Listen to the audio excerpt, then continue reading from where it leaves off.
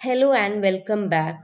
This video is on Karnabhara by Sanskrit playwright Bhasa. Bhasa, born in the 3rd century CE, is one of the earliest known Sanskrit dramatists. His plays do not follow the dictates of Natya Shastra, and it has been taken as a proof of their antiquity. He is the most celebrated playwright in Sanskrit, predating Kalidasa. His plays are generally short compared to those of later playwrights, and most of them draw the theme from the Indian epics Mahabharata and Ramayana. Though he is firmly on the side of heroes of the epic, Bhasa treats their opponents with great sympathy. He takes a lot of liberties with the story to achieve this. Now, about the characters in the play, there are five characters. Only three major characters are there in the play.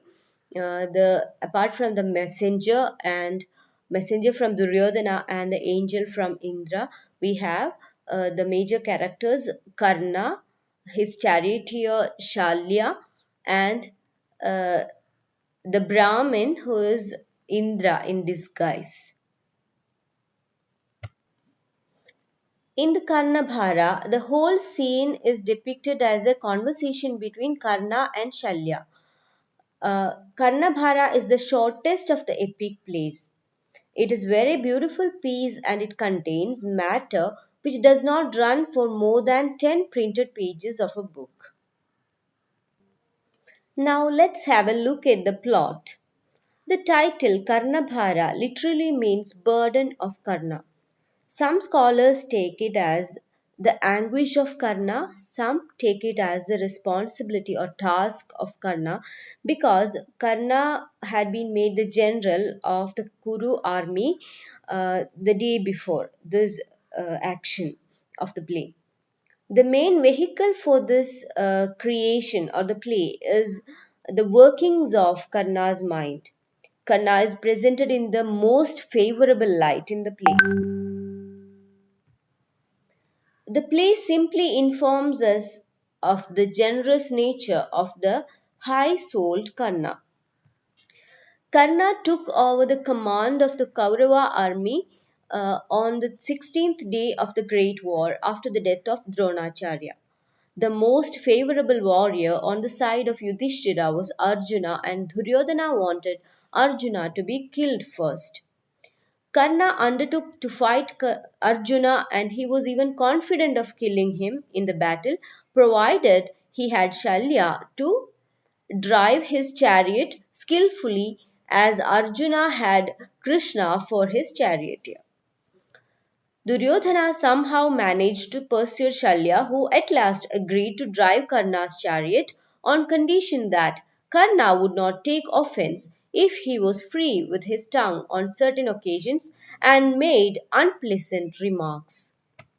So, as I have mentioned, the generalship of Kaurava army falls upon Karna after Drona, after the benedictory stanza, which is usually there in a Sanskrit play. The stage manager notices that a messenger from Duryodhana is hurrying towards Karna to inform him that the hour of battle has come. So the stage manager comes and he has noticed the presence of the messenger on the stage. The messenger is from Duryodhana, and the Duryodhana's the messenger actually came to inform Karna that the hour of battle has come. So we can hear the war cry of soldiers in the background, and the messenger finds Karna coming to the battlefield with Shalya driving his chariot. He is surprised to see the gloomy face of Karna. The messenger exits without delivering the message because Karna was already in the war clothing. He is coming to the battle, but he describes Karna while he sees him. The description is like this: Karna is like the bright sun in summer, obscured by a mass of cloud.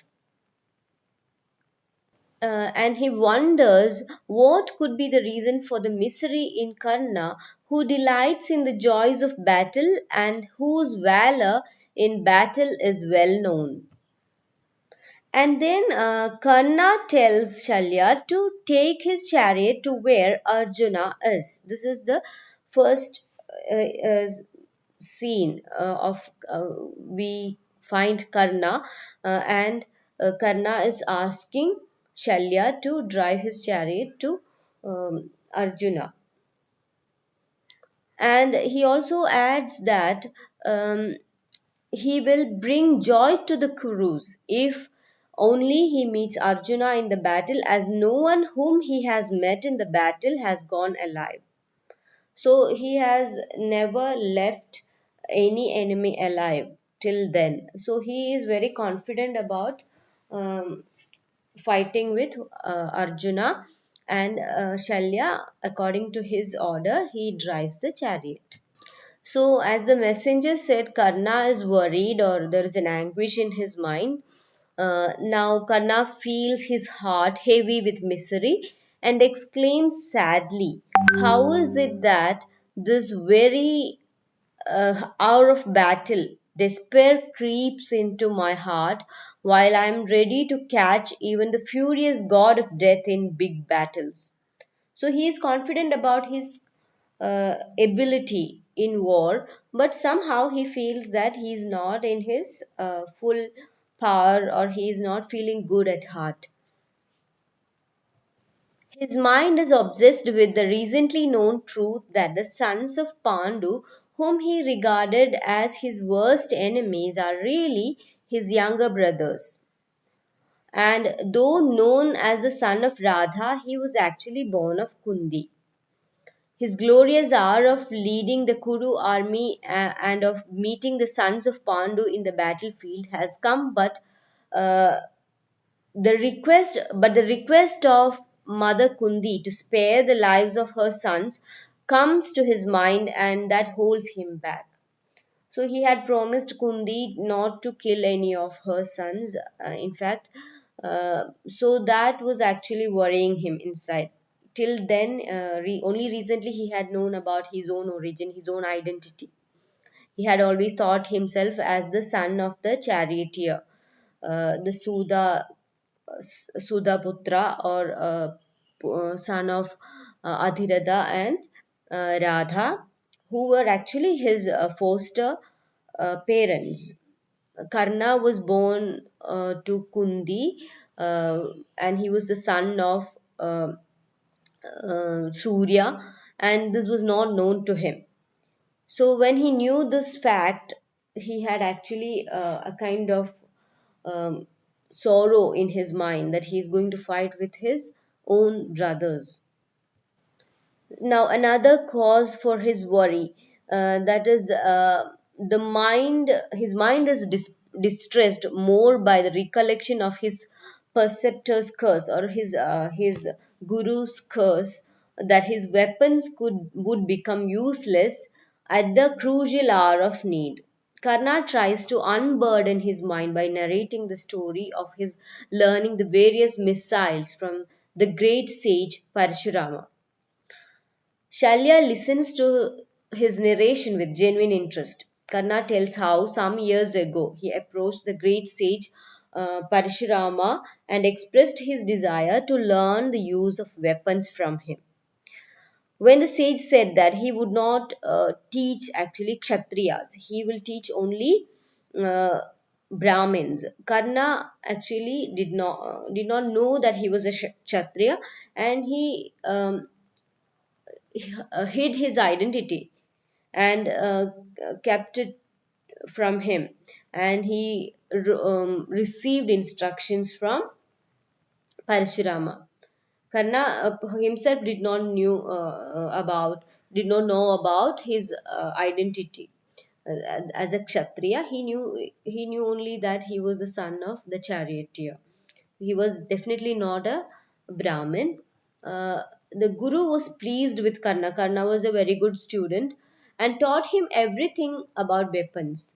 One day, Parashurama, who became tired on account of his wanderings in the wood, took a nap, placing his head on Karna's lap.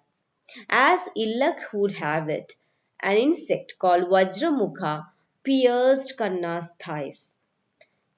But he bore the pain with fortitude. He was a very dedicated student, and didn't want to disturb his guru. He did not even move so that guru can sleep well. But alas, the warm blood gushing from the thighs of Karna woke him up. So the blood was oozing out of his wound, and uh, Parashurama was awoke by the uh, blood, and this fortitude that he saw in Karna told him, he understood that he was not a Brahmins cannot persevere that much. So he cursed. When the truth was known, he blazed into fury and uttered a curse that the weapons would be useless in the time of need. So whatever he learned from Parashurama will not be of any use to him at the hour of need. Shalya, who listens to the story with keen interest, feels sympathy for Karna and remarks that it was a very dreadful thing that the sage cursed him like that. Karna then says that his weapon seems to have lost, they seem to have lost all their power right now. So this is the hour of need, and he do not seem to be having good weapons right now. Moreover, horses and elephants appear helpless. They are also not very energetic. Frequently stumbling with closed eyes, they suggest retreat in battle. So the animals are actually trying to retreat. Um, the conches and kettle drums emit a dull sound. Shalya is shocked and pained to see such a state of Karna's weapons and cries out, "Oh, this is frightful." But Karna is not disappointed or disheartened. You can see the heroic qualities in Karna. He tells Shalya not to be disheartened. In fact, he is consoling Shalya. Uh, he says, if killed in battle, one goes to heaven, and if victorious, he wins fame. Both are held in esteem in the world.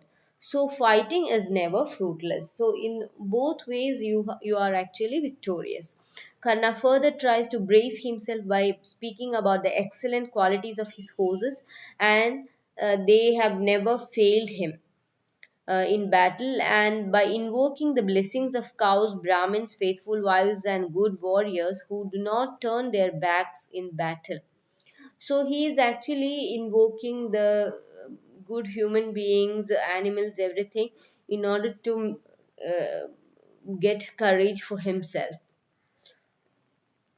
Finally, he pays a good luck to himself, whose opportune movement has come and proclaims that. So this is the moment he has to be very courageous and proclaims that he now feels happy and that he will penetrate into the Pandavas' ranks, even though he is experiencing a kind of setback, like his own mm, weapons are not working properly. Even then, he is courageous.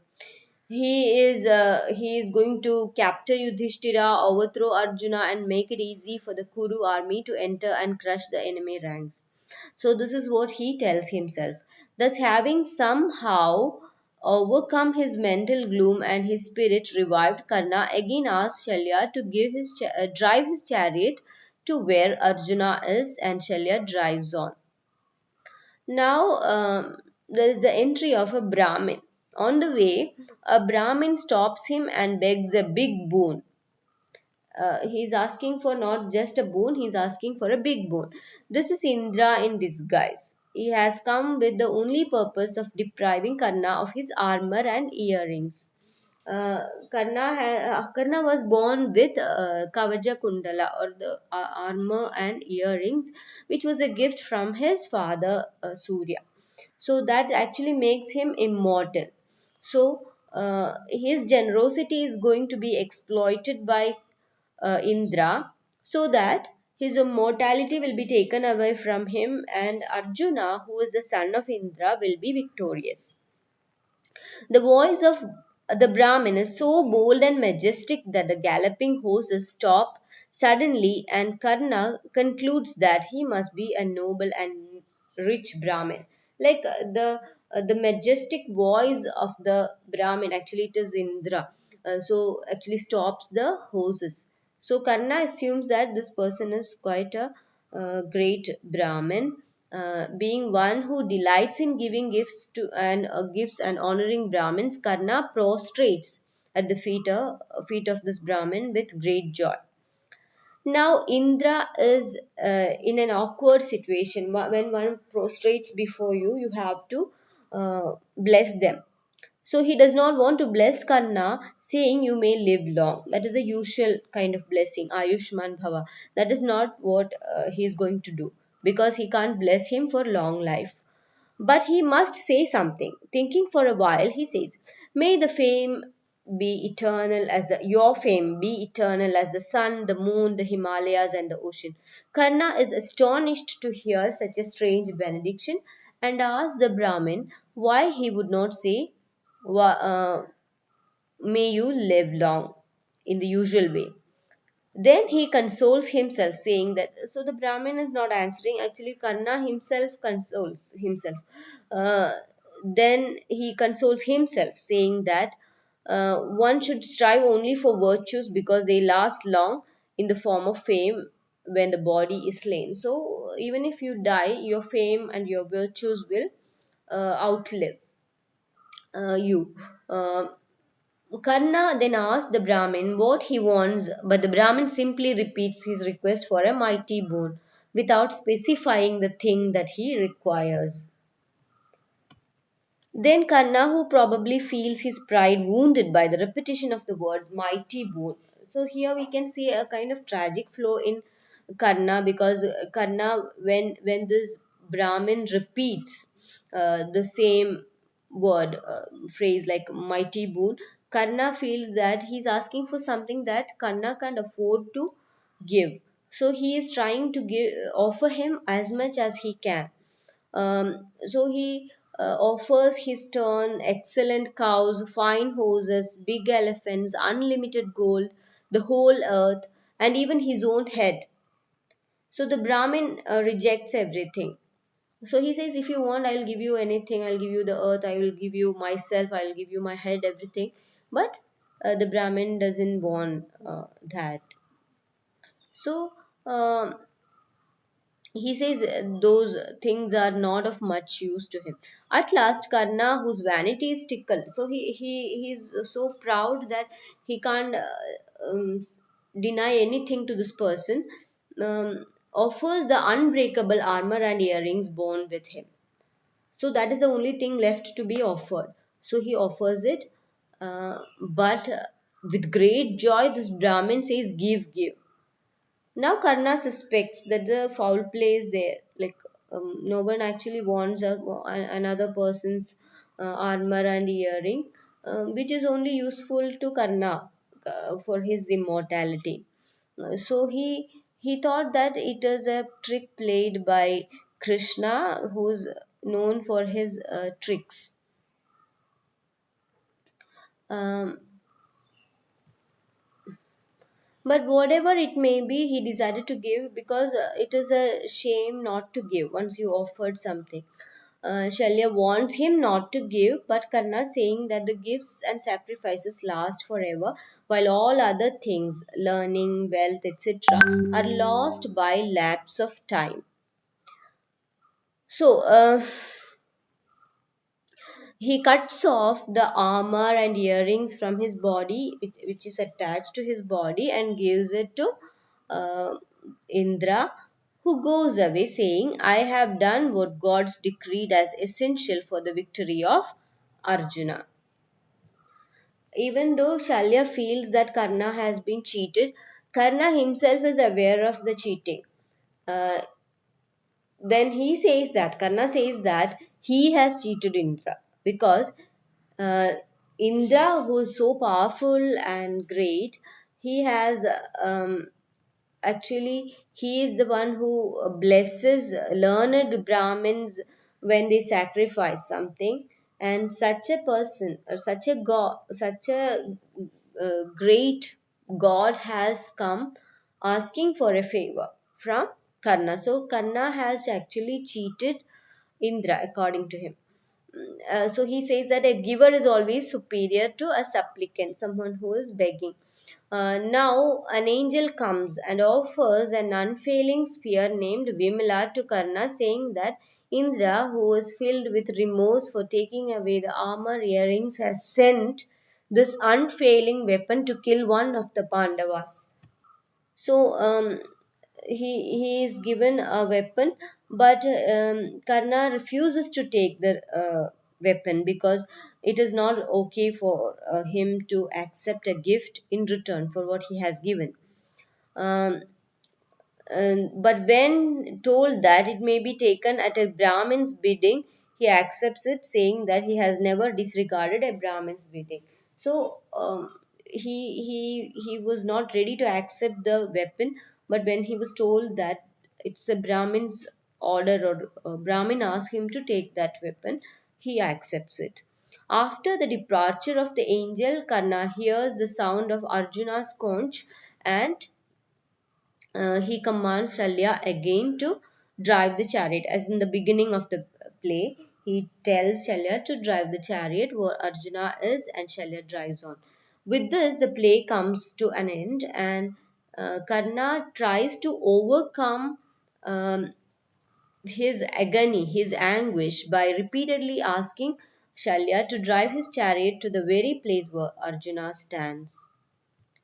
So there is a tragic note in the speech of Karna, who is rushing towards the inevitable doom. We realize that this is going to be a very tragic play because Karna is going towards his death.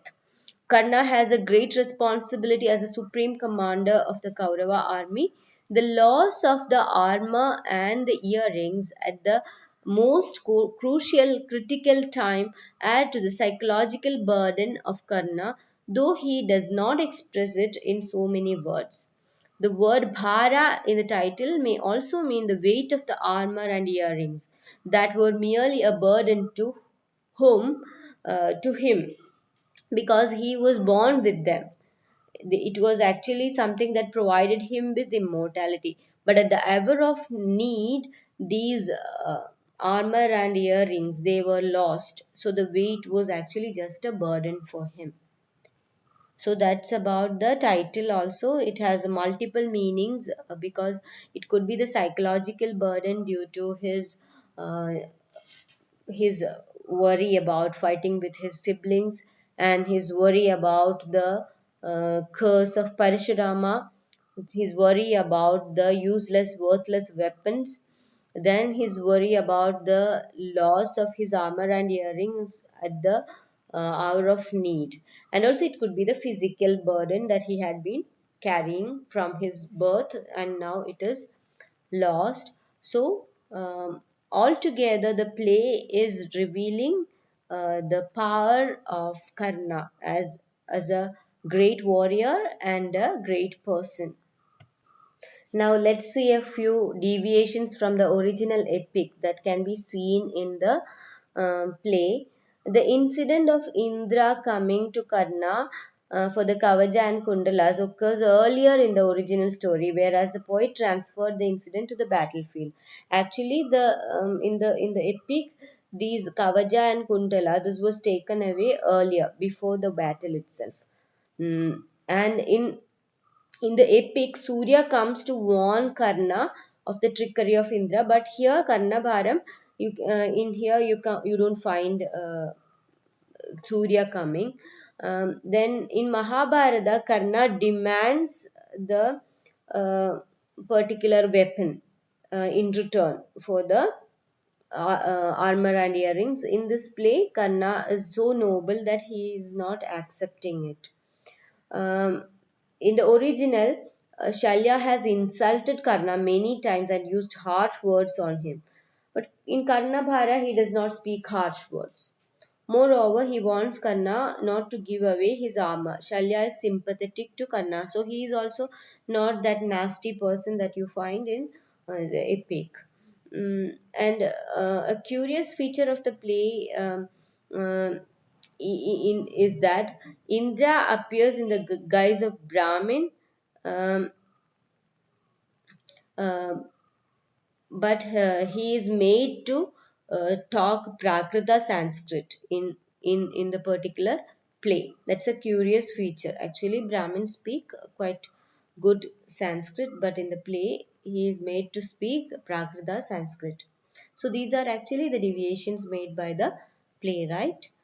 In the examination point of view, you may not need so many details. So that's all about the play. Uh, Thank you.